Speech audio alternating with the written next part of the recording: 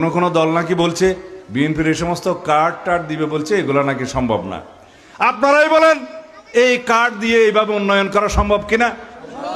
আমরা তো পানির মতো পরিষ্কারভাবে আপনাদেরকে বলছি কিভাবে সম্ভব, কিন্তু তাদের কোনো পরিকল্পনা নাই, জনগণের জন্য কোনো কর্মসূচি নাই এবং কোনো রকমের নীতি আদর্শ তো নাই। সুতরাং তারা এগুলো বলতে পারে। তারা আজকে বলছে আমাদেরও একজন মুক্তিযোদ্ধা আছে।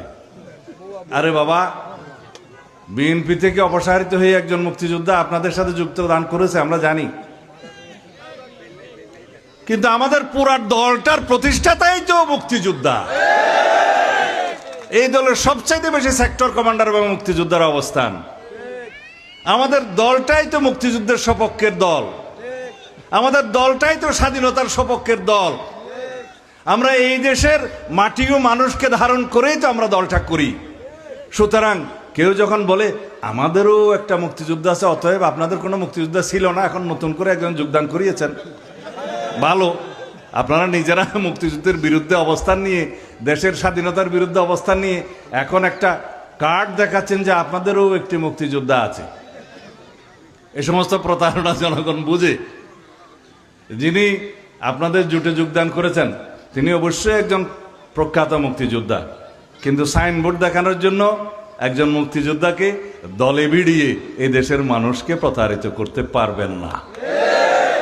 কারণ আমাদের দলের সবাই মুক্তিযোদ্ধা, আমরা দেশপ্রেমিক, আমরা এই দেশের পক্ষের শক্তি।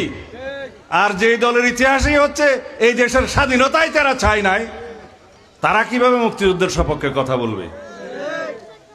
একজন মুক্তিযোদ্ধা উদ্ধার করে হাওলাত করে কি মুক্তিযোদ্ধার দল হওয়া যাবে? আচ্ছা, আর বলছে আপনাদের পক্ষে এই দেশের ধর্মভিত্তিক দলগুলো তো নাই। কে বলল নাই?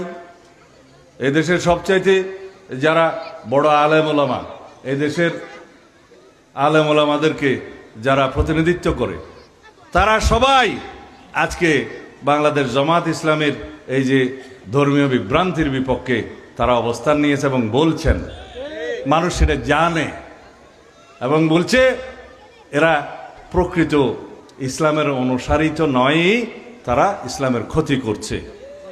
বলছে কিনা?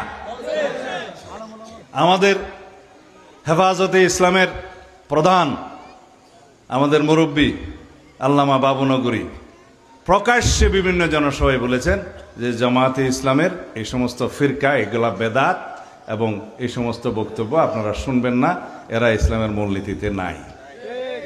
বলছে কিনা? তো সুতরাং আমরা তো, আমাদের সেই গভীর জ্ঞান নাই সে সমস্ত বিষয়ে, আমরা এর বেশি বলতে চাই না। এদেশের মানুষ জানে। ধর্মের দোহাই দিয়ে ধর্মভীরু মুসলমান ভাই বোনদেরকে যারা বিভ্রান্ত করতে চায়, তাদের প্রতারণার শিকার এদেশের মানুষ হবে না।